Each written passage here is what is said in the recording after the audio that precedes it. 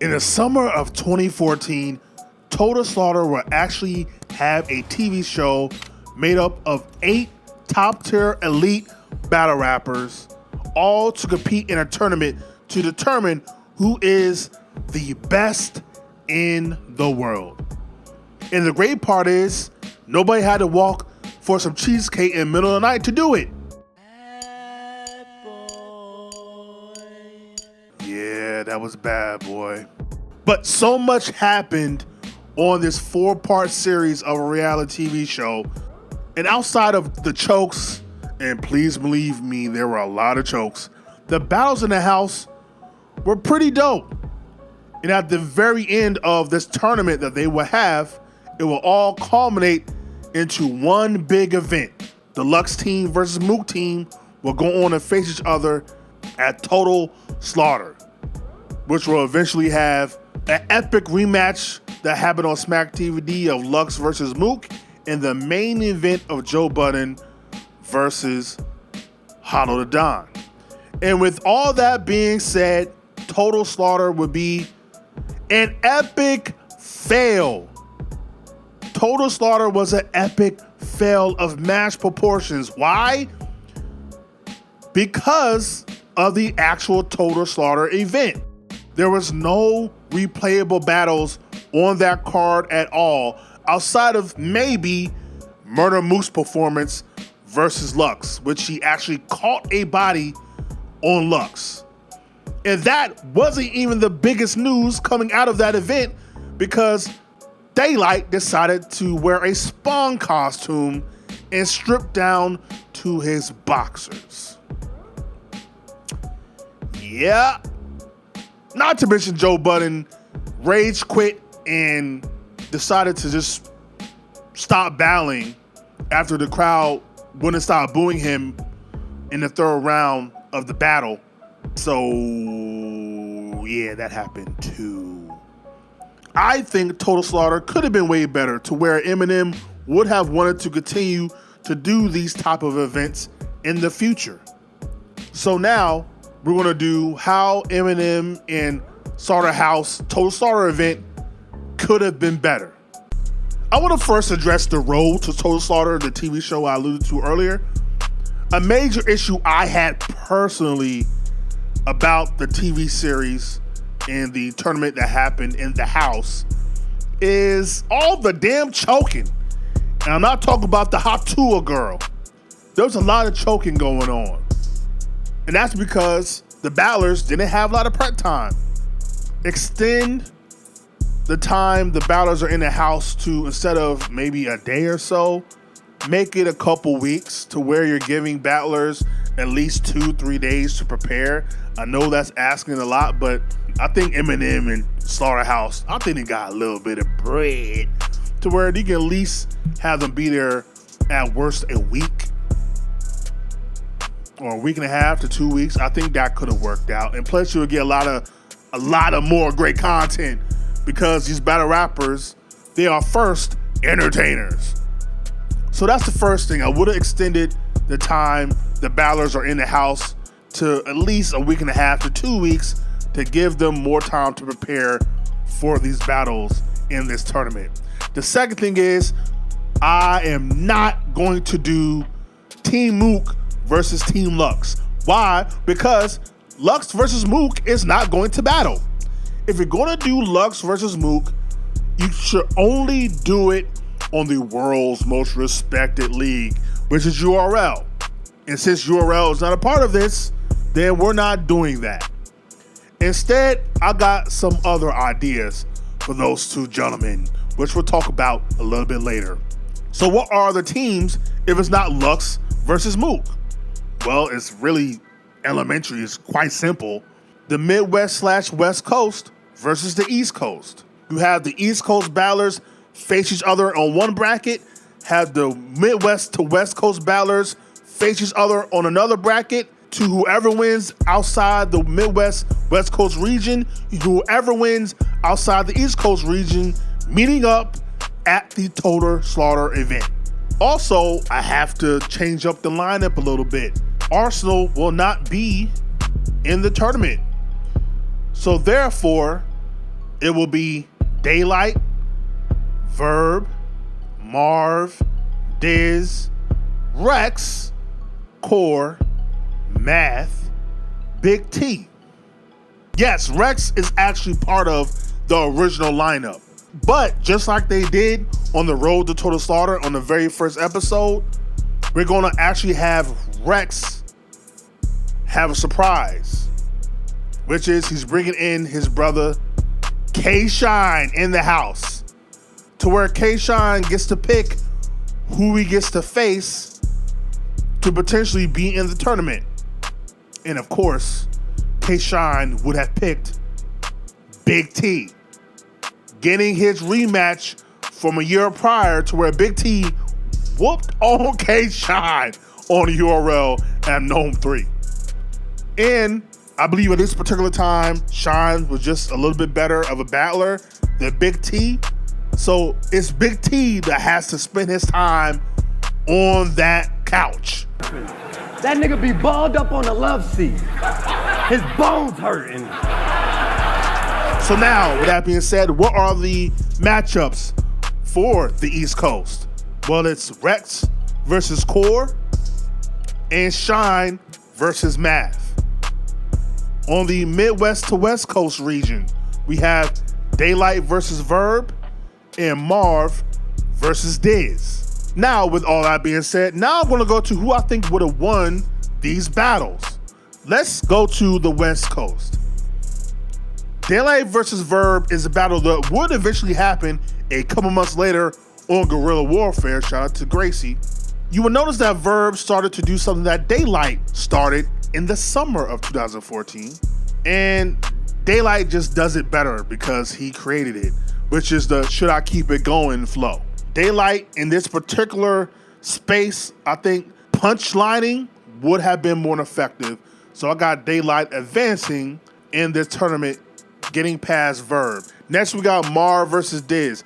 Marv, in my opinion, is definitely a better rapper than Diz, but by this particular point, I think Diz is just more entertaining and a better performer and would have beat Marv to advance. Let's go to the East Coast region. Now we have Rex versus Core. They would battle to where Core actually did have to be on a couch. I don't think anything changes. I think Rex at this time was the MVP in 2014 until a guy by the name of Clips came along who also was the MVP of Battle Rap that year. I think Rex outlasts Cortez. And then when it comes to K-Shine versus Math, I think Shine is just a little bit more entertaining, is a better punchliner than Math, which you have to be in this style of tournament. So now in the semifinals, we got Rex versus Shine and Diz versus Daylight. So let's take it back to the West Coast. I think Diz versus Daylight happens the same exact way it would have in the house, to where I still think Diz's style, because he has a tendency to freestyle and ramble, I think Daylight would have just been a little bit more better than Diz. And plus, they didn't want to battle each other anyway, so they would have did the same thing to where Diz sacrificed his round and Daylight advanced. Meanwhile, you got Rex and Shine, which still to this day, I can't believe they battled, but they did eventually battle 3 years later following this. In 2017, I think Rex was just on a mission, not only in the tournament in the house, but this year, to where you couldn't stop Rex at this particular time. I think Rex advances, setting up a matchup that we would have gotten already, which is Rex versus Daylight. So that's one matchup that I think we would have gotten anyway, and one matchup that we know is going to happen at the Total Slaughter event. So speaking of Total Slaughter, let's actually get to the Total Slaughter event. To start off this event, we're going to actually have the runner-ups in the tournament. So yes, we're going to get a matchup that we have never gotten: Disaster versus K-Shine. Disaster and K-Shine are both elite performers, know how to shake the room, give you room shakers. And I think at this particular point, I think the person that wins this battle would have been K-Shine. Not only because it's New York, Diz doesn't really do that great in New York, but also Diz don't beat niggers. So I think K-Shine would have outlasted Diz and got a pivotal win on the very first battle of Total Slaughter. Next, we got the battle that we already know is going down. Daylight versus Rex, the finals of the Total Slaughter tournament. So because there was no money on the line, you got a not so serious Daylight. Or a Daylight that just did whatever he wanted up there. I think if you put some bread on the line, money on the floor, make it $5K, or I think was more visually was more better for the ear and marketing wise, 10,000 on the line. I think we get a more serious Daylight versus Rex, meaning we're going to get a better battle. So for this battle, I think you do 10K on the line, Rex versus Daylight, and because of that, I think Daylight is a better rapper than Rex. I think this would have been a very close battle to where Rex, we know Rex is one of the best rappers in the world. Daylight is one of the best lyricists in the world. I think it would have came down to the third round to where Daylight puts that mask on. Fuck it. Mask on. Fuck it. Would have put that mask on, and that round would have won him the battle. And Daylight actually wins the tournament of the very first Total Slaughter tournament. Following this, as I said previously, Arsenal was not in the tournament because he already had a battle lined up. And I think it don't take too much brain power to figure out who I would have put him against on a Total Slaughter event.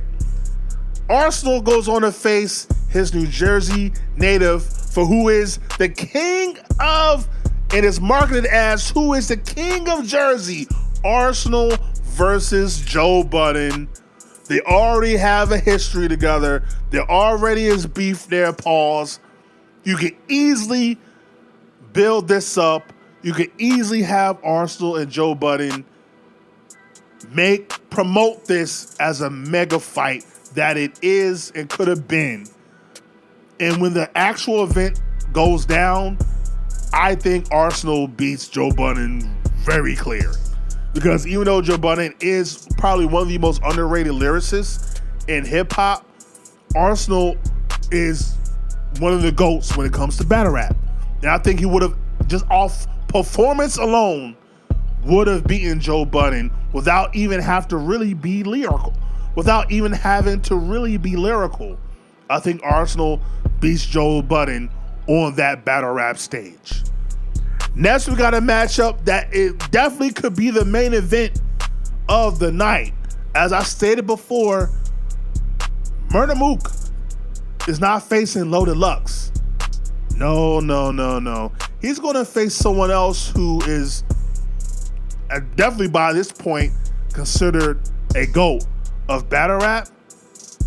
It's going to be Murder Mook versus Hollow the Dinanon. Yes, Murder Mook versus Hollow the Dinanon. Hollow coming off the iconic Lux battle earlier in the year. Mook, who hasn't battled since he 5-0'd our Solomon. This is the battle of the anglers, the battle of the defenses.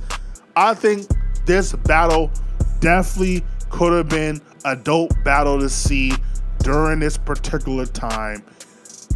And with that being said, I think Mook, just like he was able to get off on Lux, would have had a lot of nostalgia. He puts the do-rag on. He gets all the old school Smack DVD fans to go crazy. And I think Mook finds a way, even though it would have been difficult, he finds a way to defeat Hollow. And the final battle of the night is going to be a one-rounder. I know you're like, oh, no, not a one-rounder. No, it's going to be fire, though, because this one-rounder has Loaded Lux. So we're going to have Loaded Lux versus another pen, another lyricist in Royce the 5'9". Yes, Loaded Lux versus Royce the 5'9", a one-rounder, and these kings are just going to go right at each other. And I think in this battle, even though Royce, like I stated, is a great pen, a great lyricist, he can out-rap anybody, Lux also understands that even though it's a one-rounder, he can still angle Royce the 5'9" and find a way, in my opinion, I think he'll find a way to break Royce down, along with providing lyricism that will gain him the advantage in the win on the main event, of this Total Starter event. So that is my card. We have Disaster versus K-Shine, Diz versus Disaster versus K-Shine, Daylight versus Rex with 10K on the line, Arsenal versus Joe Budden, Hollow versus Murder Mook, and in the main event, Loaded Lux versus Royce the 5'9" in a one-rounder. This is how I think Total Starter could have been better, and you would have possibly gotten more Total Starter events in the future. Not to mention, the bootlegging and actually having a better streaming service. That also would have helped. And probably got a better reception from the fans to want to see a future Total Starter series on TV as well as a battle rap event. So that's how I would have made Total Starter better. It's been over a decade, almost exactly a decade since the event, and I think this really could have pushed battle rap to a new level in terms of being mainstream. Just missed the mark by just having little things happen here and there that all culminated into a disastrous event. But that's my opinion of how Total Slaughter could have been better. Let me know your opinion, how you think it could have been better, who you would have had on the card, what's your lineup if you could decide the battles outside of the tournament, or maybe the tournament itself. Maybe you redo the tournament and make it and remix it a different way. So let me know. Like, comment, subscribe, share all the things of the things. Hip hop, hold it down. Battle rap, hold it down. Hold it down is what we do. Me.